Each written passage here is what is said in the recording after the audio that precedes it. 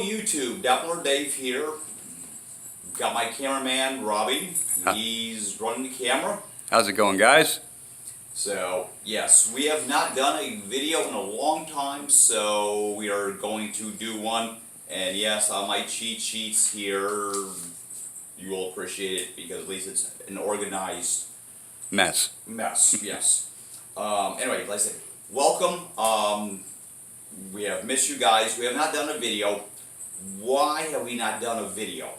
The reason we have not done a video in almost a year is because a year ago, the camper was pretty much done. Not much has happened. There was nothing really to show you anymore that was really interesting. So that's why we have not done a video in a year. Yeah, I've gotten some questions here and there, but the build's been done. It's a 2016 trailer. I've had the trailer for 2.5 years. It's been done for over a year. So we bought the trailer got the trailer in February of 16. Here it is, July of 18. It's been done. That's why we have not done a video. We're going to do an update. It's nothing extravagant, but lots of littles is basically going to be today is. The forum. If you're trying to do a cargo trailer to camper build, I'm an administrator on a page on Facebook, Cargo Trailer to Camper Builds. Check it out. You do have to answer a couple of questions. We will let you join, but if you're interested in this, that's a good place to go. A lot of great information. A lot of good information. Diamond Cargo. I've had this trailer, like I said, 2.5 years. This trailer has made it through 2 hurricanes here in South Florida. Phenomenal trailers. Definitely check out Diamond Cargo. The one other thing I want to add is I've gotten a lot of flack about it. Early on, I had a Mercury Sable wagon that was supposed to be my tow vehicle. Anyway, a year now, I upgraded my tow vehicle. It's a 97 Grand Cherokee, 4-liter, 4-wheel drive. Will tow 5,000 pounds. My trailer weighs about 2,500 pounds. I'm way below my tow capacity. I got a lot of flack on that. The other thing I want to add is things I want to do. A cell phone booster antenna. I have not had the time to install it, but it will take my cell phone signal from inside the camper and send it outside because it's an aluminum box. Between the aluminum walls, the metal studs, sometimes I have crappy service. Go outside, it works good, so I have to transfer it from in the camper to outside. The other thing I also want to add is a TV converter box. Told you before, I'm not tech savvy. My flat screen TV, which I've had for 5 or 6 years, is a dumb TV. It is not digital ready, so I need to convert it from digital to analog. My TV's analog, antenna is digital. They did not communicate, so I have to do that. So, next thing I want to do is going to do a walk around of the camper part of it. Alright, so we're back here. Let's take a look actually at the outside things that we've done. One of the big questions was the AC that I did. I'm going to let my cameraman get the picture. This is a 9,000 BTU mini split AC unit. It's a heat pump system and it is mounted on the back of the trailer. You're not going to see me very much, but this is the bracketing that we bought. It was more intended for on the side of your house, so what we did was we did add lock washers to everything, because obviously it's not intended to be mounted on the back of a trailer, but it has worked out really well. It's bolted through all 3 studs. Down low is mounted. We also added an extra piece of L channel to hold the bottom part. Also what we did was we added a 3rd brake light on the back. It's wired into obviously the brake lights. Like I said, it's 9,000 phenomenal AC unit, but that is kind of how we did it. And there's very little vibration. We did use the rubber dampeners on the bottom, but we've towed this a lot over the last year, and knock on wood, it's worked out really well. So, yeah, it's doable. This is kind of a little bit odd because we don't have a back door, so for us it worked, but this thing ain't going nowhere. Like I said, we've gone on 95 at 70 miles an hour, absolutely zero issues, phenomenal unit. Alright, one of the other things I've learned is I've got two AC vents, no rooftop AC, but I did the Camco vent covers. The sun here in South Florida eats them up, so if you notice now, I spray painted them red. The spray paint will protect them from the UV rays that we have down here in South Florida, because they got so brittle, I mean, they would just snap. So, spray painted them, obviously to match the trailer, but another thing I'm going to show you is the white plastics. This is my port for my propane, my outside shower, power connections, cable, water. I had the same issue. They were plastic, they started to get yellow. I'm sorry, I'm a bit anal. My windows are bright white, they were starting to get yellow. I re-spray painted them. The spray paint will hold up better, I guess, than the plastics because they were getting yellow. So I taped them off, spray painted them with just a white gloss enamel, and looks is kind of important to me. The next thing we want to talk about is hitch locks. A lot of people have talked about theft of cargo trailers. Luckily for me, you're not going to be able to steal this and hide this. A lot of you guys do a white cargo trailer. There's a million here in South Florida. But what we did when we actually bought this, today actually we bought it, is I went to Walmart, and this is by Reese. It's got a lock for the coupler and the ball. So you have to cut the lock and this to get the trailer. You can't go too far. I've seen some people, they do like a chain through the wheel and chain it to a tree or the axle. Make it as hard as you can to get them to not be able to steal it very easily. Luckily, it's parked in our front yard, so you're going to have a hard time trying to do that. But, yeah, some kind of security, and so far, this has worked out really well for us. The next thing we're going to talk about is the tire carrier.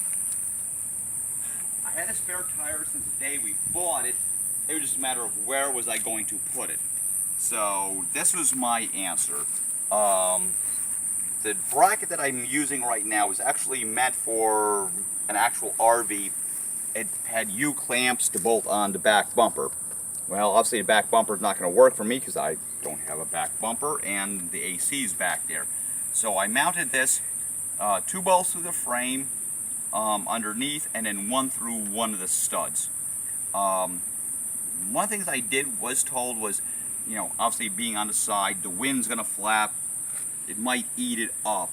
Well, if it does eat it up, it was a $12 tire cover from eBay, but if that's the case, well then next time when I tow it, I'll take it off, put it back on. But my goal was to try to keep the sun from beating on it.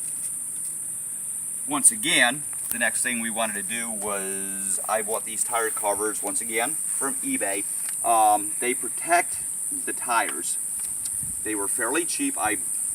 For what it's worth, I only have a single axle, but I got 4 of them for 13 bucks. They fit on very easy. Bam. It protects the tire from the sun. So, it works out really well for me.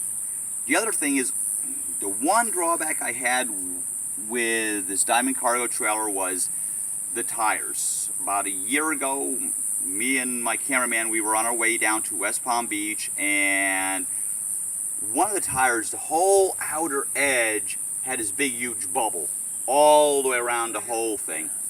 They were bias ply tires. They were Enzo. They were cheap Chinese tires.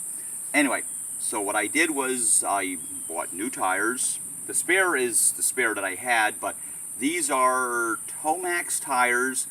I went from load range C to load range D.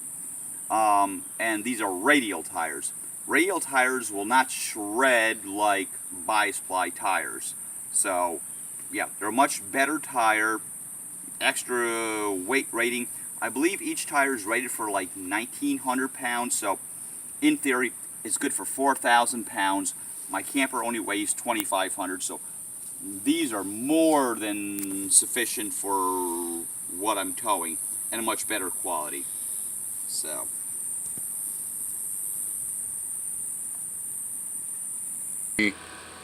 Okay, so one of the things I did learn is I did the mini fridge, 4.5 cubic foot undermount, and we did try doing, not to sound too mathematic, but convection.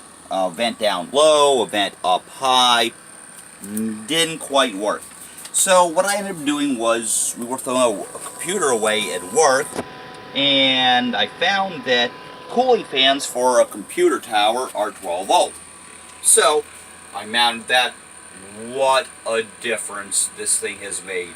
It blows cold air in, it circulates around, worked out really well. The problem was it was too enclosed. There was no ventilation, or not enough ventilation for what it needed to really cool. Now, oh, that thing cools like crazy. So, and you can buy them on eBay or anywhere, but anyway, that is what I found worked really well. Safety equipment. This is a CO2 smoke detector that I got off of eBay. I want to say like maybe 15 bucks, something like that. And it'll tell you, well, if it'll tell you the air quality level, whatever. Worked out really well. One of the other things I also did, I know, anyway, we're kind of in camper mode, was over on this side, right, is a propane detector. Yeah, that's easy accessible. But it's a propane detector. Propane falls, CO2 and smoke rise, so that's why you have to have them mounted that way. And depending on how you do your build, I've bought in motorhomes. They actually, a lot of times, if the propane detector goes off, it shuts off the propane to the motorhome.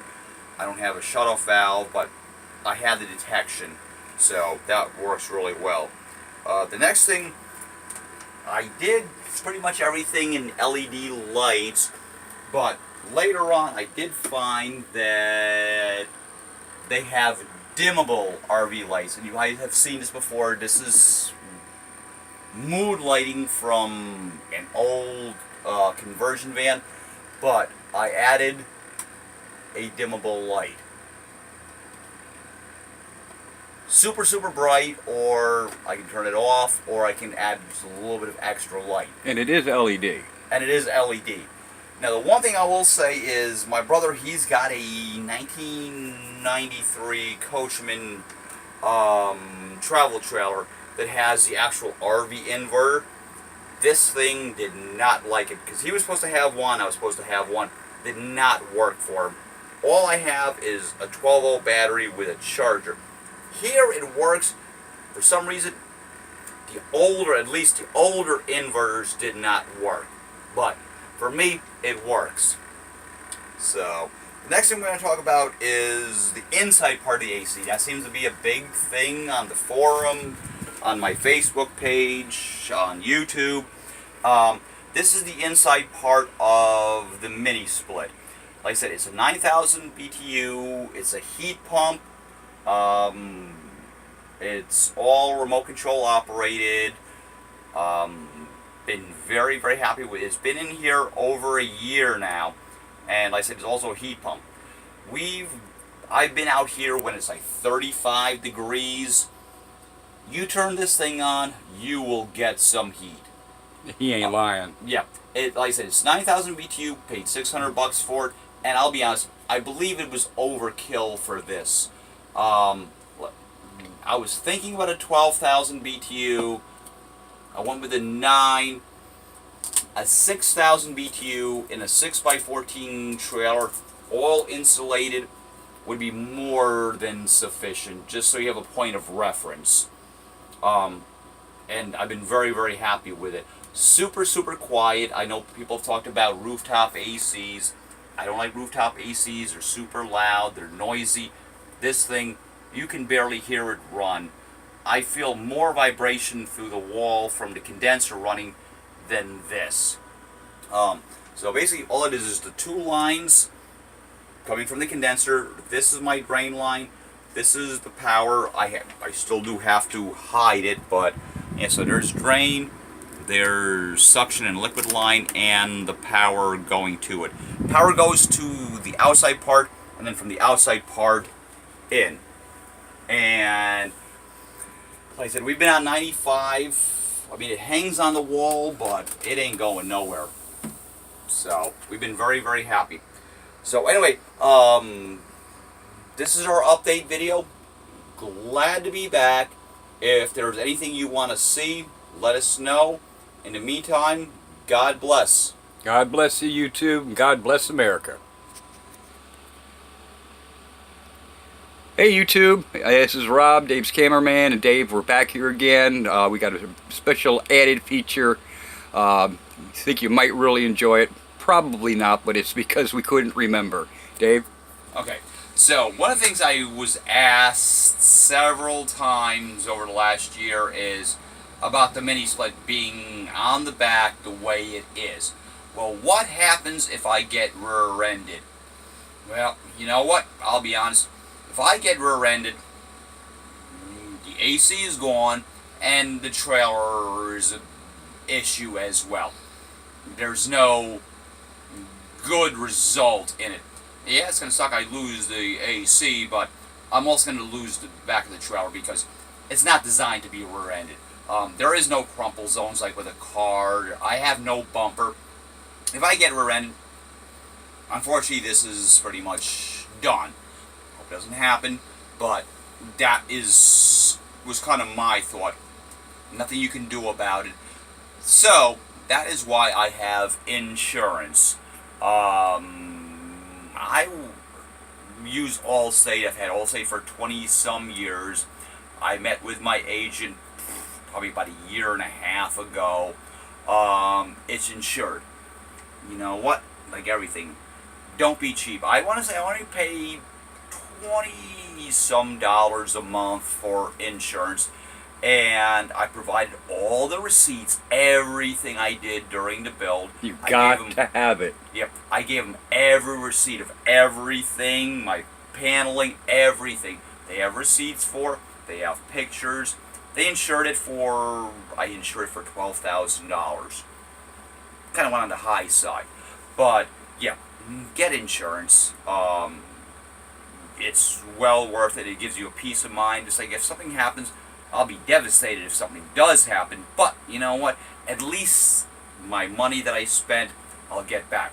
I ain't going to get my time or Robbie's time because we have way too much labor in this. But at least material costs, cost of the trailer, cost of materials, I'll kind of make out okay, but get insurance.